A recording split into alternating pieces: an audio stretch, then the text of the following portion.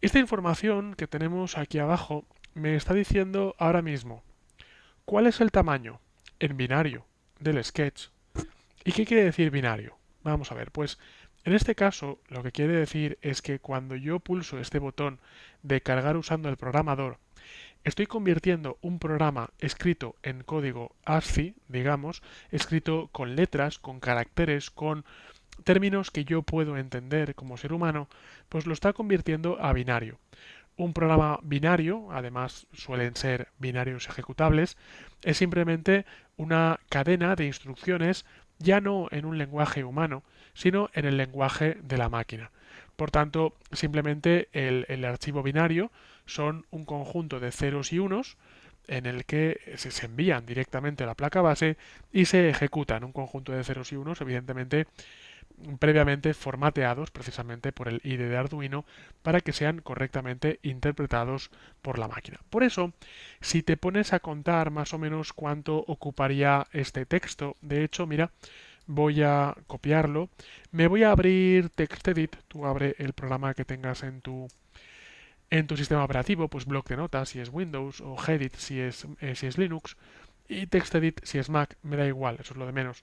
Así que pego el programa. Entonces me voy a archivo guardar como, lo guardo como formato de texto enriquecido, no, lo guardo como texto plano, entonces déjame ir a formato, convertir en texto normal, eso es, texto el más plano posible. Por eso te recomiendo el bloc de notas y no el WordPad, porque el WordPad te guarda el texto con estilo y con información adicional. Bueno, me lo guardo y lo llamo prueba, prueba.txt.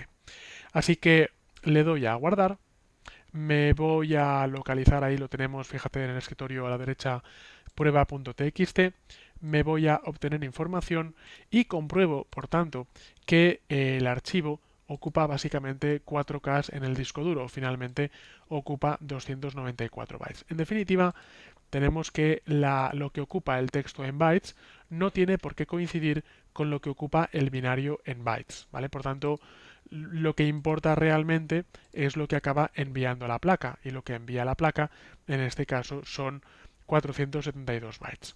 Bueno, ¿y 472 bytes es mucho o es poco? Pues fíjate que si te acuerdas de la clásica regla de contar bits y bytes, pues tenemos que un bit es un 1 o un 0. Si lo multiplicamos por 8, tenemos un byte. Si lo multiplicamos por 1024, tenemos un kilobyte.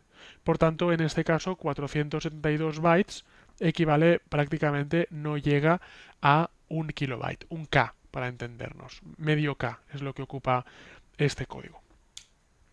Así que, por tanto, tenemos aquí pues 1024 bytes, quieto, aquí. Y la cuestión de esto es que, fíjate que finalmente pone aquí de un máximo de 32.256 bytes. Esto es lo importante. Lo importante es saber la limitación de memoria que en un momento dado podemos tener en nuestra placa. Y por tanto, en este caso, podremos ver como la limitación de la memoria para una placa Arduino 1 revisión 3 son 32K. Es una cantidad, podríamos decir, asombrosamente baja de memoria para el año en el que estamos. Pero bueno, sin embargo, Arduino 1 es así, ya está. También depende lo que vayamos a hacer con la placa Arduino 1, pues puede ser memoria de sobra.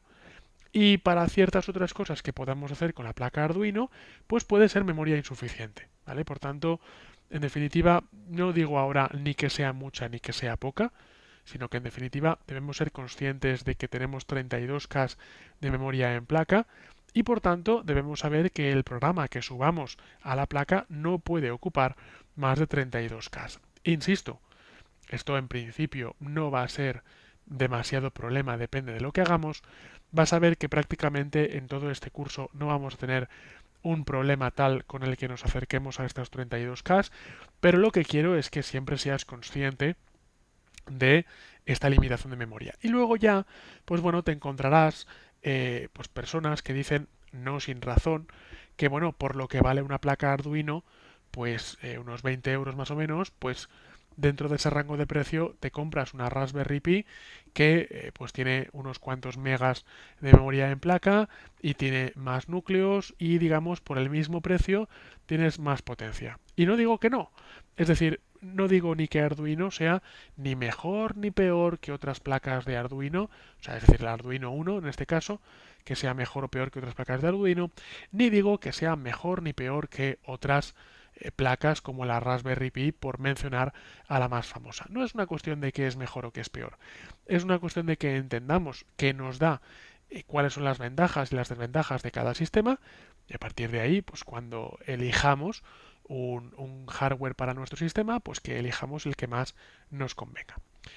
El objetivo, por tanto, es saber que nunca debemos llegar a 32.256 bytes y que en definitiva tenemos que programar teniendo en cuenta que no tenemos un límite prácticamente ilimitado como en un ordenador personal moderno, sino que tenemos un límite muy concreto en nuestra placa y para crear nuestros programas.